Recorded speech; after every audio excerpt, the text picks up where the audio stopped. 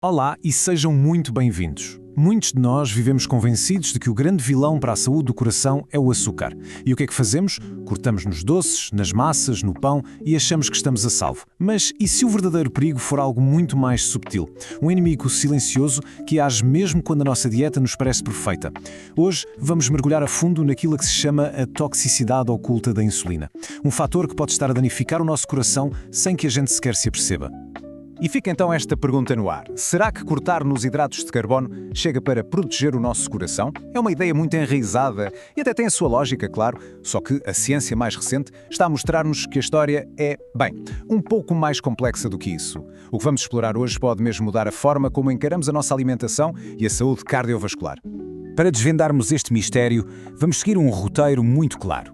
Primeiro, vamos começar por desconstruir o tal mito dos hidratos de carbono.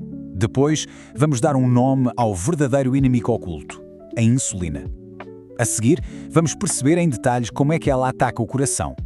E claro, vamos olhar para os nossos hábitos diários que podem estar a alimentar este perigo, para depois descobrirmos a solução no jejum.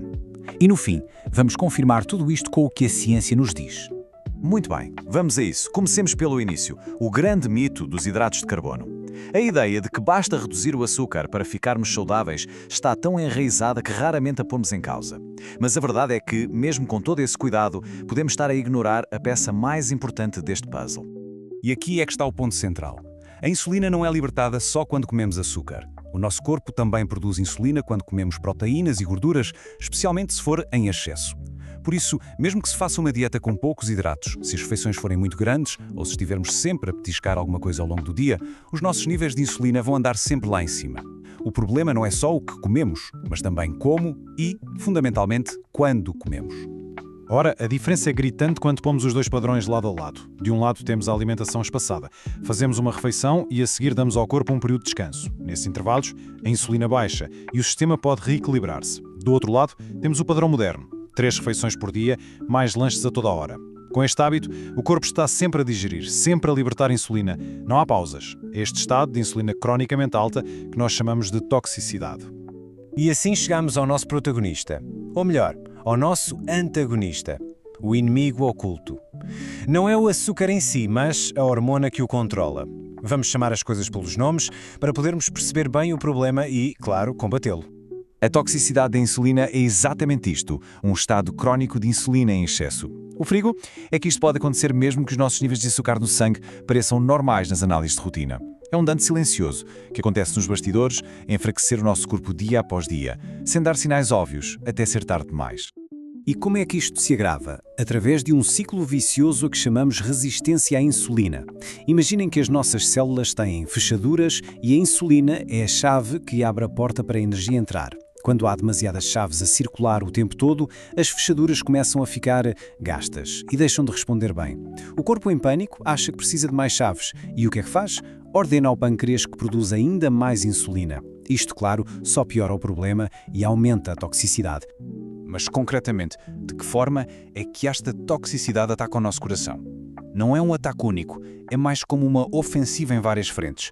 Vamos analisar os 4 principais mecanismos de dano. Primeiro, o endurecimento das artérias. Ter níveis de insulina sempre altos cria um estado de inflamação crónica nas paredes dos nossos vasos sanguíneos. Pensem nisto como uma irritação constante. Com o tempo, esta inflamação leva à formação de placas e ao enrijecimento das artérias, um processo que se chama arteriosclerose. E artérias mais rígidas significam que o coração tem de bombear com muito mais força, o que aumenta a pressão arterial e o risco de um ataque cardíaco. O segundo mecanismo, a acumulação de gordura. A insulina é, na sua essência, uma hormona de armazenamento. Quando está em excesso, é como se gritasse ao corpo: guarda tudo, não queimes nada. E o corpo obedece, armazenando energia como gordura. O pior de tudo é que promove a acumulação da gordura visceral, aquela que se instala à volta dos nossos órgãos e que é muito perigosa, libertando substâncias inflamatórias que danificam o coração diretamente. Terceiro, o ataque direto ao coração. A toxicidade da insulina não se fica pelos vasos sanguíneos. Ela pode causar inflamação crónica diretamente nas células do músculo cardíaco. E um coração inflamado é um coração mais fraco. A sua capacidade de contrair e de bombear sangue fica comprometida, o que, a longo prazo, pode levar à insuficiência cardíaca. E por fim, o 4º mecanismo, a instabilidade. A resistência à insulina transforma o controlo do açúcar no sangue numa autêntica montanha-russa. Temos picos enormes depois de comer, seguidos de quedas a pique. Esta flutuação constante é extremamente estressante para todo o sistema cardiovascular. O coração é forçado a trabalhar de forma irregular para lidar com estes altos e baixos, o que pode levar a arritmias e a outros problemas graves. Portanto, para resumir, não estamos a falar de um problema isolado, mas sim de um ataque coordenado em 4 frentes: artérias a endurecer, gordura perigosa a acumular-se, o próprio músculo do coração a inflamar e um sistema a viver em stress constante por causa das flutuações de açúcar. É basicamente a tempestade perfeita contra a saúde do nosso coração. Agora que já percebemos o quê e o como, vamos falar do porquê. Que hábitos do nosso dia-a-dia, que muitas vezes até parecem indefensivos, estão na verdade a alimentar este inimigo silencioso? Vamos lá identificar os cúmplices que abrem a porta a esta toxicidade. Em primeiro lugar, comer tarde à noite. O nosso corpo tem um relógio biológico. A noite é para descansar e reparar. Se comemos perto da hora de dormir, forçamos o corpo a produzir insulina quando ele devia estar em modo de recuperação. Segundo, a alimentação constante, o famoso pastar. Comer de 2 em 2 ou de 3 em 3 horas nunca dá uma folga ao pâncreas. Terceiro, a falta de exercício. Os músculos são enormes consumidores de açúcar. Se não os usamos, o açúcar fica a circular no sangue, o que exige mais insulina para o arrumar. E por último, o sono e o stress. Dormir mal e o stress crónico libertam hormonas como o cortisol, que tornam as nossas células ainda mais resistentes à insulina. Bem, perante este cenário, qual é a solução? A resposta pode ser surpreendentemente simples e, felizmente, não é mais uma dieta restritiva. É uma mudança de perspectiva, dar ao nosso corpo o tempo de que ele precisa para se curar. A solução está, em grande parte, em não comer. E como é que podemos fazer isto na prática? Primeiro, criar uma janela de jejum todos os dias. Mesmo começar com 12 horas, por exemplo, acabar de jantar às 8 da noite e só tomar o pequeno almoço às 8 da manhã, já faz uma diferença enorme. O ideal seria tentar chegar às 14 ou 16 horas. Segundo, e isto é fundamental, eliminar os petiscos entre as refeições. Deixar o corpo sentir um pouco de fome é saudável.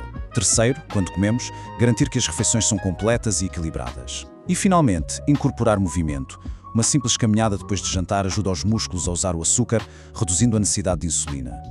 Mas atenção, tudo isto não é apenas uma teoria interessante, é algo que está a ser apoiado por cada vez mais estudos científicos muito robustos. Vamos olhar para o que os dados nos dizem para confirmarmos a validade desta abordagem. Este número é absolutamente impressionante.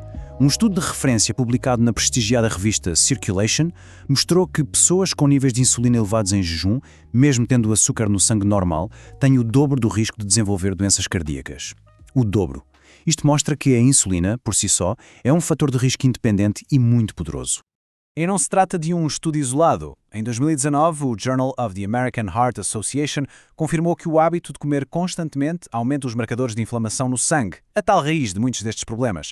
E em 2020, a Cell Metabolism mostrou o outro lado da moeda. Espaçar as refeições, ou seja, praticar o jejum intermitente, estabiliza os níveis de insulina e reduz ativamente a sobrecarga do coração. A evidência científica é clara e aponta toda na mesma direção. Esta frase resume na perfeição a mensagem central de toda esta análise. Talvez tenhamos andado demasiado focados no conteúdo do nosso prato e não tenhamos dado atenção suficiente ao tempo em que o prato está vazio. O segredo pode muito bem estar nesses períodos de descanso, nos momentos em que permitimos que o nosso corpo se reinicie e se cure.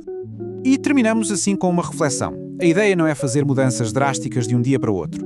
É dar um pequeno passo. Talvez seja adiar o pequeno almoço por 1 hora.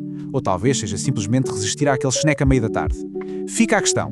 Que pequena mudança no nosso ritmo de alimentação podemos começar a fazer já hoje para dar ao nosso coração o descanso de que ele tanto precisa? A resposta pode muito bem ser o início de uma vida mais longa e mais saudável.